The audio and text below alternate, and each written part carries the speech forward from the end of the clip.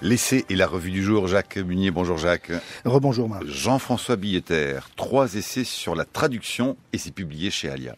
Oui, lorsque Jean-François Billetter analyse et commente Chuang Tzu, c'est de traduction qu'il nous entretient.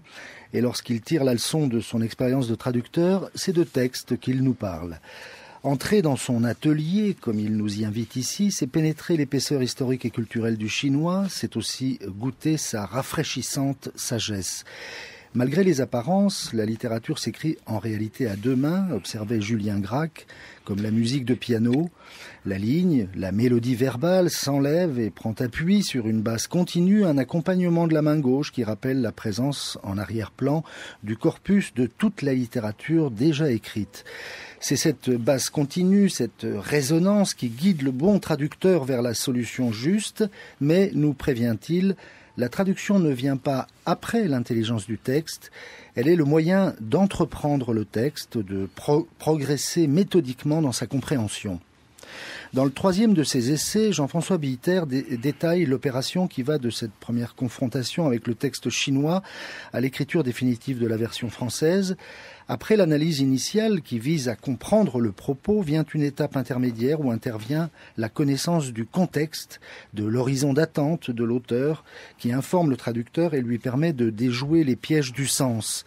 Ce contexte peut être la biographie du poète. En décrivant le processus de traduction d'un beau poème de la grande époque des Tang, Jean-François Billetter évoque un ouvrage sans équivalent dans notre tradition littéraire, le Nianpu, une chronique qui retrace la vie et l'œuvre des grands poètes et qui est destinée à éclairer les amateurs de poésie.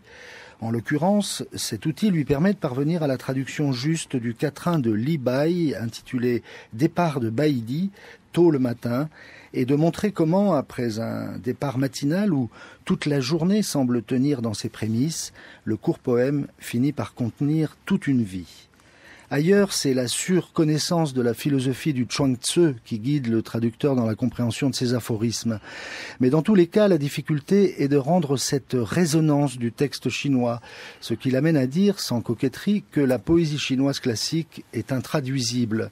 C'est ce qui fait tout l'intérêt des lumineux commentaires de Jean-François Billetter, et c'est ce qui lui fait dire que ce qu'il y a de meilleur dans l'anthologie de la poésie chinoise classique, publiée chez Gallimard en 1962, c'est la préface de Paul de Miéville. Comment le lecteur occidental pourrait-il, sans leurs commentaires, savourer ces textes pour en éprouver tous les effets? Car c'est aussi à l'aune de ces effets que se juge la réussite d'un poème chinois ou d'un haïku japonais, lorsqu'on dit que son sens va loin, comme on parle d'une longueur en bouche à propos d'un bon vin. Proust disait que le réel ne se forme que dans la mémoire. Le poème chinois, je cite, est en quelque sorte un souvenir réussi qui peut être repris et réussi à nouveau. Le poème procède en effet d'un agencement nucléaire dont la puissance se mesure aux effets que le noyau initial déploie dans la mémoire du lecteur, c'est-à-dire dans sa propre expérience, ou dans la base continue dont parlait Julien Gracq et qui forme les attendus du texte.